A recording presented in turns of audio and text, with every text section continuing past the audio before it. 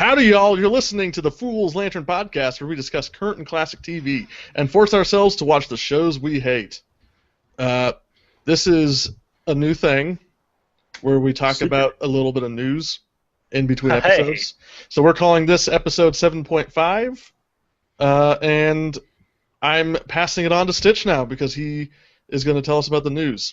All right. So basically, what I decided is, since we do a bi-weekly show, by the time we get to the news, a lot of that news was either overlooked or it's like a week or two old. So we decided to do just a 0.5 episode, just to kind of keep us up to date on the news, so we're not so overwhelmed during the podcast. All right. So, and to prevent Tank from playing The Witcher 3. Yeah, it's a cruel trap. This whole thing. that's the goal, is to prevent Tank from having any kind of fun. Yep. So yes, we are here with Tank, and as you heard earlier, Mark. So hello. All right. Hello. All right. So the number one, probably my the biggest thing for me personally that came out of the news was David Lynch revealed that he sounds like he's working on the revival of Twin Peaks, which before it was kind of sound like he's back on board with that whole thing. Yeah. Yeah, he tweeted out, "Dear Twitter friends, the rumors are not what they seem. It is happening. Twin Peaks returns." He said it is happening again, which you would get that reference if you watch season 2, which we will do eventually. Yeah, this seems really good. Now I wonder, are they gonna remake season 1 and 2, or are they continuing on? No. It's a new season that takes place 25 years after season 2. Oh wait, was there something where they said one of the characters inside said, "I'll see you in 25 years." Ah, nice. That's cool. If it can keep going and keep like at least somewhat consistent, then that'll be a really cool thing if they can keep the quality where it should be. But yeah, with David Lynch on board, like, it gives me a lot more confidence that it'll actually do justice to the show. Yeah. But good sign. Yeah. It could be one of those things where it's like a ping pong where it'll go back and forth where, oh, he is doing it, or he isn't doing it, or he is. Who knows? Once it comes out, that'll be the true, that'll show like where it's going to be, or if hopefully it gets enough views where it won't just turn into Twin Peaks season 1 and 2 again. Right. Maybe if they keep it short as well, like just 8 episodes a season rather than the 25. I almost hope it doesn't. I don't want it to become another viable series that goes for 7 seasons. Why would we want that when we can have like a season or 2 or maybe 3 with really good episodes and then just close it and call it a day? But do you think David Lynch would have the patience to stay on something more than like 2 or 3 seasons? Well, no, that's what I'm saying, exactly. As long as it held his interest. Yeah, but I don't think it would hold his interest for more than like a season or 2. And I could see him. He's always been more of a movie guy, right? I mean, is this the only TV show he's ever done? Yes. No, maybe? I don't know. Hold that thought. Keep talking. Yeah, but yeah, like I think I could totally see him do like, maybe he signed a contract where he'll do like a season or 2, then he ends it, and then that'll be it. But it needs to be short and sweet. Yep, and just kind of like end the story of the town, that'd be the good way to do it. If it actually gets enough viewers where when David Lynch is like, "I'm done with this," and they bring somebody else in, like, I don't know, whoever wrote for Lost, whatever his name was, and then completely ruin it. David Lindelof. Yeah. Hopefully this turns out to be as good as we're hoping it is. I mean, what has David Lynch done like in the past 5 years besides the one episode of Louie? He's done a couple of short films. He hasn't done a full-length project. He did a documentary back in 2007, and then his last movie was Inland Empire in 2006, and before that, Rabbits in 2002. So he's been pretty quiet for the last He did a video decade. documentary about Duran Duran. Don't forget about that. Yeah. Can't argue with that. David Lynch just seems like somebody who just does whatever the fuck he wants to do. Yep, that would be accurate. That pretty much sums up his career right there. So, what's the next on the news? Next is the news coming out that streaming services are finally killing off reality television, which I take to believe that it's not necessarily going away per se, but is that the Amazon announcement that they're not gonna? Yeah. Yeah. And Netflix. I think it's interesting mostly because it illustrates, more so than the change in the viewership, it illustrates the change in the model, because reality shows are popular on network TV because they're dirt cheap to make. Yep. They're just a dirt cheap pot of soil for them to grow commercials in, and since Netflix and Amazon don't need that, they don't need reality shows. And I wonder how well reality shows do over like on Netflix or Amazon, because a lot of those shows are supposed to be like water cooler kind of shows where it's like, oh, you talk to your friends about it, or just something you have on the background or something. But yeah, I don't know if it's not live or like not like I just don't see people going on to online just to look for these episodes. I forget that reality TV even exists until I get on Twitter, or once every couple of months I hear someone talk about it at work. Yeah. Yeah, and it seems like it's still viable. It seems like it still gets plenty of viewership, but it's just I think a lot of people are also kind of getting sick of them to a certain point. They have to keep pushing the boundaries, and there's only so far you can push that, and then it just all becomes like mushy. Yeah, I mean, hopefully they start to kill off some of these reality shows, because wouldn't TV be a better place without so many reality shows? Yeah, it would be nice. Actually, you just reminded me of some news that I haven't researched at all. I can go through the two beats that I know about it, and then we'll just move on. Mindy Project was officially not renewed for another season by Fox. Mm-hmm. And that was sad news for some people. I didn't really care. It was kind of going downhill anyway. But that happened, and about a week later, it was finally announced that Hulu is going to pick it up for another season, kind of following along what happened with Community and Yahoo recently. So even more of that trend of broadcast television moving to the internet. And I think something like the Mindy Project, I haven't watched. I think I only watched like 1 or 2 episodes with you. That seems like a show that make more sense on the internet, where it's kind of more niche. Like it's not a consistent show, so people will drop out of it pretty quick. Yeah, it's kind of all over the place. Yeah, so like something like that, like an actual fan would deal with kind of the more dull, boring episodes to get to the good ones because they know it's coming. But on network television, weirdly, the good episodes are the ones that don't have any kind of continuity. It's when they go into the relationship drama for the season finales and season openers. That's when the show sucks. Yeah. It's when they're just focusing on being funny and interesting that it's a good show. But yeah, it's cool that we're having more democratization of our entertainment. Yeah, and especially when you see things like Netflix made the big jump when they started making their own stuff, which allowed like Amazon and Hulu to start making their own stuff, which is getting getting away from television, which is really nice.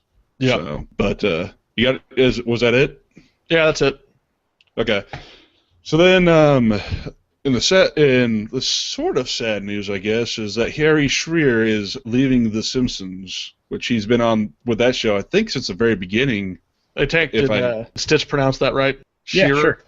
Shearer, and sure. He basically like the big ones. He voiced was Mr. Burns, Ned Flanders. Ned Flanders, and a bunch of other characters in Descending that people would notice. But yeah, he's leaving. Apparently, he's gonna stay for the end of this season. But I mean, it's kind of a big blow to The Simpsons, since those are some pretty important characters. He also voiced Principal Skinner, Kent Brockman, Smithers, Reverend Lovejoy, Dr. Hibbert, Lenny, Otto, Reiner Wolfcastle, and quite a few more. He plays lots of really big characters. I mean, they've said if they can't get him to stay, they're going to try and recast him, which would be weird because they'll never get anyone who sounds exactly right. Yeah. I think is the issue that they're not paying him enough, or he's just wanting to move on? It wasn't money. They were offering him a ton of money to stay. I think it's just he's sick of it after 26, 27 years. It's understandable. And the show's not creatively very interesting anymore. It's kind of degenerated to a pretty low point, certainly compared to itself. Yeah. I know that the producers have said they're still willing to work with him. They want him to stay, obviously. Yeah, I don't think this is like him being mad at anybody. It's just, he's on the show for what, 20-something years? It's amazing that they kept their voice actors for as long as they have, but it's only expected that like a few of them are going to start leaving pretty soon. It's just, I think what they'll have to do is hire like multiple people to do these characters, because with the range of those characters, I don't think that they can actually get somebody like one person who can do all those characters. Yeah, well, I mean, what they've always done in the past, there have been several major voice actors who've died. Phil Hartman, Marsha Wallace, and a couple other minor characters, Doris Grau, who played Lunch Lady Doris, that have died. And what they've always done is retire their characters.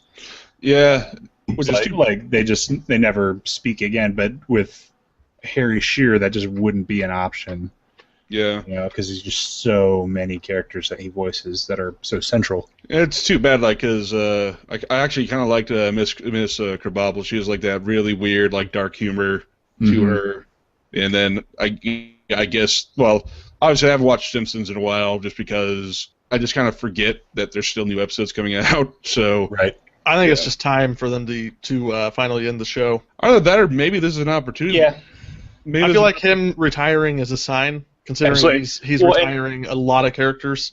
Right. You also get, though, then the trouble of, like, what if Dan Castellaneta ever wants to leave, or what if, any of Julie Kavner or any of the others, what if any of the main family ever want to move on? I mean, sure, they're making a ton of money, but if they ever get sick of it or die, and that's it. You have to stop then. You can't recast the main family. Well, the fact that they're making so much money says that it must still have insane viewership. Yeah, absolutely. Yeah, it still draws it in, and I mean they've just launched that 24/7 Simpsons, or not 24/7, but the online streaming on FXX. Right. You can watch all of it on demand, and they've got a lot of money riding on the Simpsons. So I mean, like how much does Matt Groening even deal with the Simpsons anymore? Like, is he still like a big part of it, or is he kind of like, yeah, that looks good? I'm not sure. I can't speak to that with any authority, but I mean, I'd imagine he's pretty hands off at this point. He's cashing his checks and signing the scripts without reading them, I'm sure. Yeah, it's too bad. Like, maybe, like, I don't know how they could actually, like, this is obviously harder than I'm thinking it is, but maybe this is an opportunity to maybe start trimming down the cast and start rebuilding, maybe get some new characters in there or something, or they could just end the show, which Fox probably doesn't want to happen. I like this this comment on Reddit here. Harry Shearer announces he's quitting, and Rick Sanchez kills Flanders. Which is a good lead-in, Stitch. Go ahead and lead that in. Some of the best news possible. Lead-in time. So apparently, is it in the upcoming episode of The Simpsons? This Sundays or next Sundays? I'm not 100% sure. I just saw it, but basically the couch gag. I think it's next Sunday. For maybe next Sundays, which is the 24th of May. Yep. Is going to have a couch gag with Rick and Morty crashing some kind of ship into the Simpsons couch and crushing them, and them coming out. I'm wondering if this means who's the main guy on Rick and Morty? Rick or Morty? Like who does the voices of them? Justin Roiland does both of them. Maybe is he starting to collaborate on the Simpsons at all? I doubt it. I mean, this is just a long-running tradition. Of, and the Simpsons animators. The Simpsons crew is all huge Rick and Morty fans. As they should be.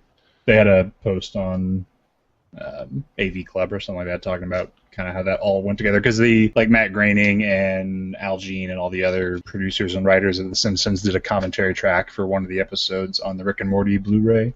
And that was kind of how they first got in touch with each other. Go ahead. Did I hear right that this also announced the season premiere of Rick and Morty? They did. It is, I just had it on my screen 2 seconds ago. July 26th. That's too far away. That is so far. But we've already done most of the waiting. So yeah. So bad news about that, Gene. I think that's when we go to Vegas. That's fine. I can wait a week to watch one episode. I still need to watch all of season 1. I still haven't done that. Yeah, you need to get on that. It's pretty short. I mean, they're 25-minute episodes, and there's 10 or 11 of them. I know, but the episodes I've seen, I like so much, or I kind of want to wait for the time to be right. I'm just like, yes, I'm going to burn through all these and watch them, and then like watch them and like enjoy them. I actually just watched the first 4 last night again, just for fun. I'm noticing some visual gags that I didn't catch the first time. All right, so moving on, we have the Muppets trailer appeared for ABC. I did not watch this. Tank, have you watched the trailer for the Muppets? I didn't. I didn't see it. It's fine. I mean, what I hear is it's a lot more of the behind the scenes thing rather than just the Muppets. But the Muppets, the Muppet Show was behind the scenes a lot of times anyway.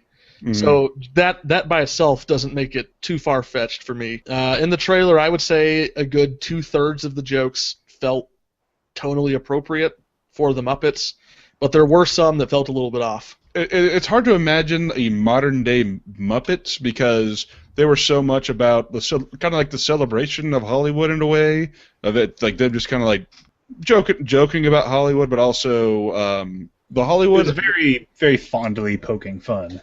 Yeah, but I think the Hollywood that the original Muppet Show was in is completely different from the Hollywood of now, where it feels more like a big brooding business rather than back in the day. It was like, yeah, the business was there, but it feels more like back in the day, like everyone's like, look at these guys just taking themselves so seriously. We just want to sit back and make movies.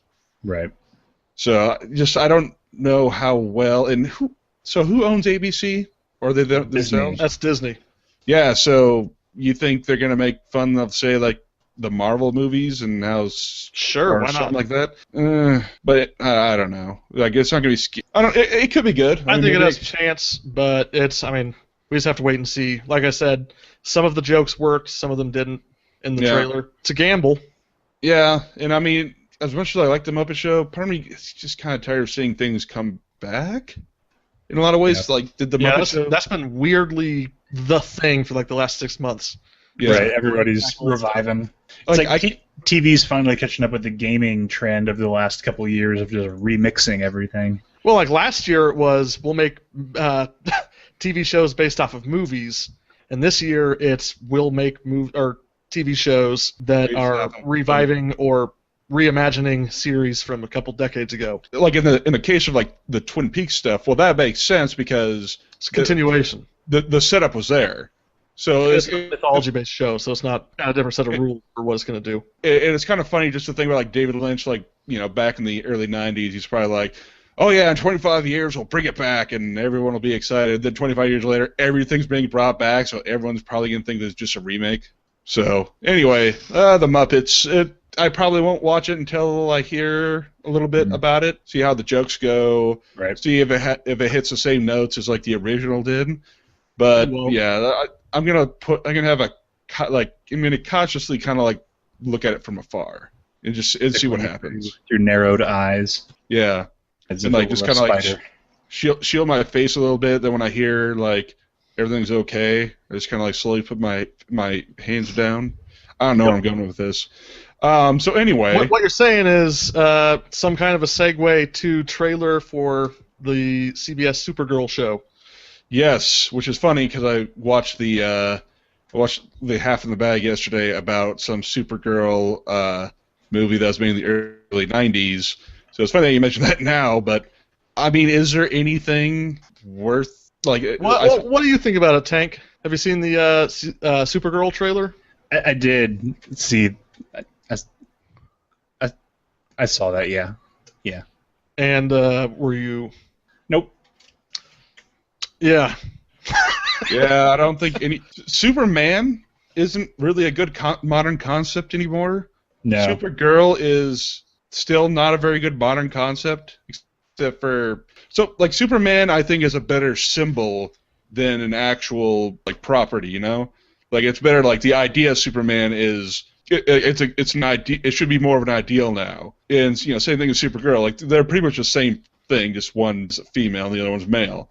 So is she in Metropolis? They didn't really say. She was hanging out with Jimmy Olsen though. So right, or was he just coming to visit? I don't know. I'm hard pressed to try and find out. I enjoyed the part where she's seeing this news about a plane crashing on TV, and only once she realizes that it's the plane that her friend was on. My sister is on this one. I'd have to save it. I guess I'll save it. I mean, I wasn't going to, but That's someone I personally know. I better. So That's heroism. Maybe this is a stealth intro for a new supervillain. Guy who makes planes crash. So is this at all related to the Arrowverse? Yes. Even though it's a different network? Upside down Spanish question mark? Ooh. They've been talking about crossovers for a while, so I don't know. But Stephen Amell was also talking about trying to do a crossover with Constantine, so I think maybe he just says stuff. Yeah. Yeah. It's like this, so best case scenario is that this is just another, it's Superman. It's a Superman syndrome where, oh, he cannot be killed. Oh, she can't be killed.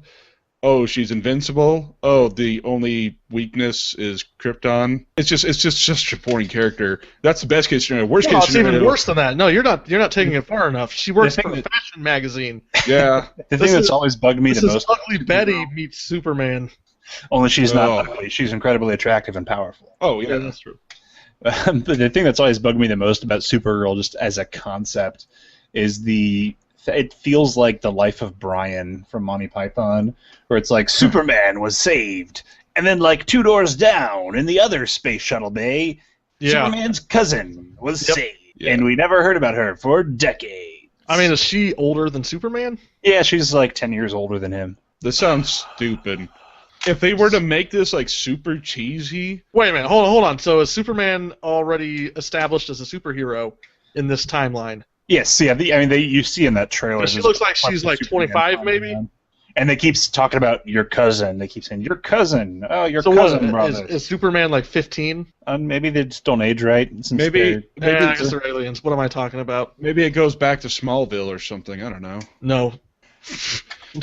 It's like, so here's the real problem with like a Superman movie. It's never they never are cheesy enough. Like, it's a dumb character. It's like you got to make him like, you can't make him like perfect in every way because like make Superman dumb. Like that's the only real thing you can do with that character. Right. Like I mean, Tony Stark is an alcoholic. The Hulk has anger problems.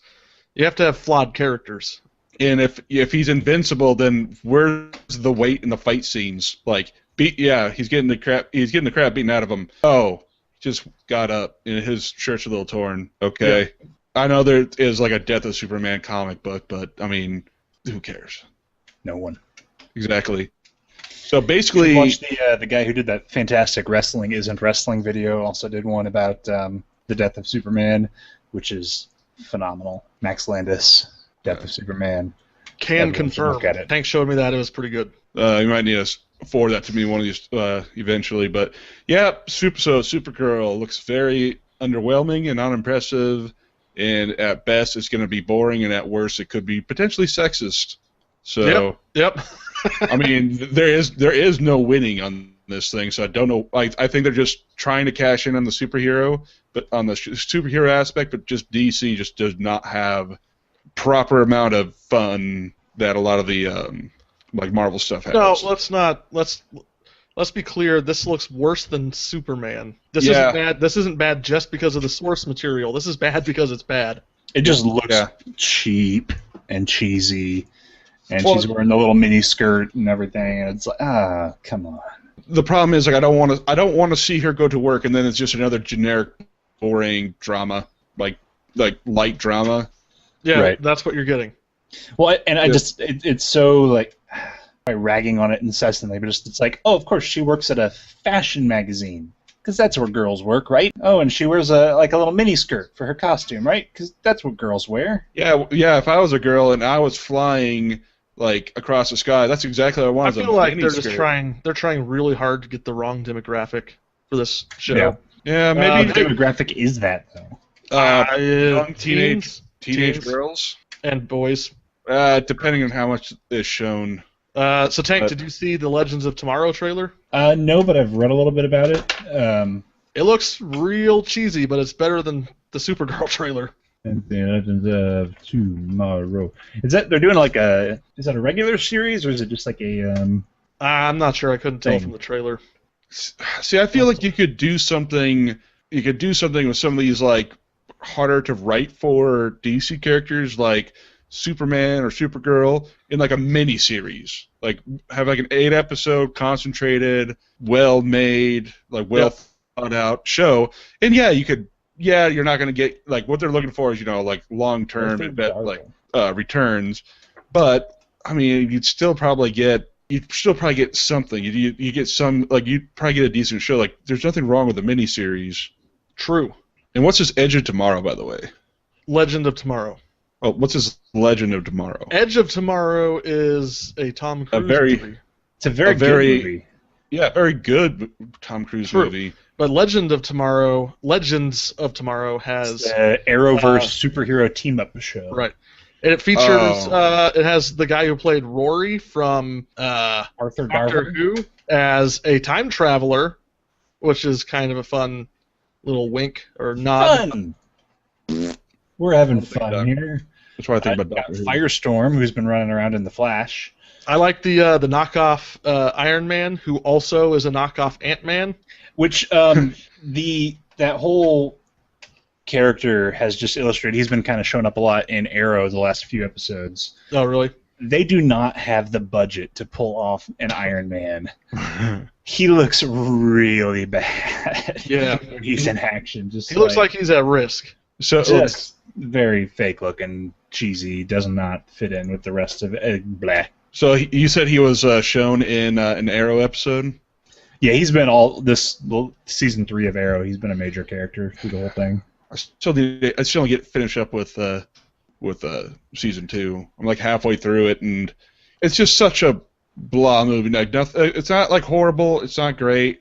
Everything is just middle of the road. Yeah. So, I mean, I'm not gonna say it's bad, but I'm not gonna say it's good either. Yeah, it's fine. Watchable. So he doesn't kill anyone. Yeah, when he stopped killing people, I kind of lost interest. Just like every people watching it. Yeah. Oh, yeah. All right. Well, Tank, you get back to Witcher 3. I will. Gene, Mark, you go back to bed, and I'm gonna go back to posting this episode of The Frozen North. Plugs! Ha! Hair plugs. Do you have any plugs, Tank? I mean, I have some like electrical plugs and some. I've got this like XLR cable that came with my microphone. Oh, nice. I have some USB plugs here. That's about it right now. Yay! All right. Well, since that is it, we will see you all next week for the regularly scheduled episode 8. We won't see them. You'll hear the regularly scheduled episode 8 of The Fool's Lantern. Mm-hmm. Thank you very much for listening. See you guys next week. Goodbye. Bye. Bye.